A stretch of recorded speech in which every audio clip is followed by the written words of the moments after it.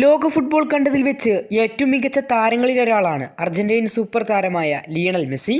അതുപോലെ തന്നെയാണ് ഫുട്ബോൾ ലോകത്തെ ഏറ്റവും മികച്ച കൊച്ചുമാരിലൊരാളാണ് പെപ്പ് ഗാർഡിയോള.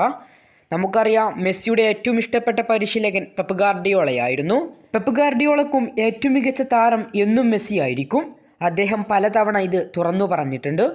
ഏതായാലും പെപ്പ് ഗാർഡിയോള ലിയണൽ മെസ്സിയെക്കുറിച്ച് ചില കാര്യങ്ങൾ പറയുന്നുണ്ട്. 2022 മെസ്സി PSG വിട്ടുകൊണ്ട് ഇന്റർ മയാമിയിലേക്ക് ചെക്കേറിയിരുന്നു.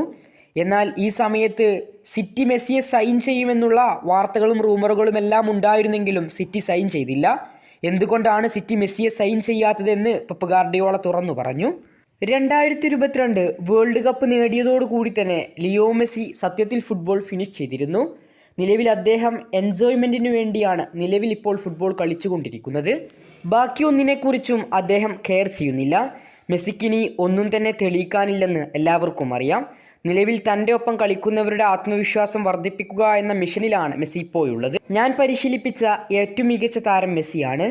എന്നെ ഒരു മികച്ച പരിശീലകനാക്കിയതും മെസ്സി തന്നെയാണ്. ഇങ്ങനെയായിരുന്നു സിറ്റി പരിശീലകനായ പെപ്പ് ഗാർഡിയോളയുടെ വാക്കുകൾ. കൂടുതൽ ഫുട്ബോൾ വാർത്തകൾക്കും വിശേഷങ്ങൾക്കും വേണ്ടി ചാനൽ ഇപ്പോൾ തന്നെ മറക്കാതെ സബ്സ്ക്രൈബ് ചെയ്യുക.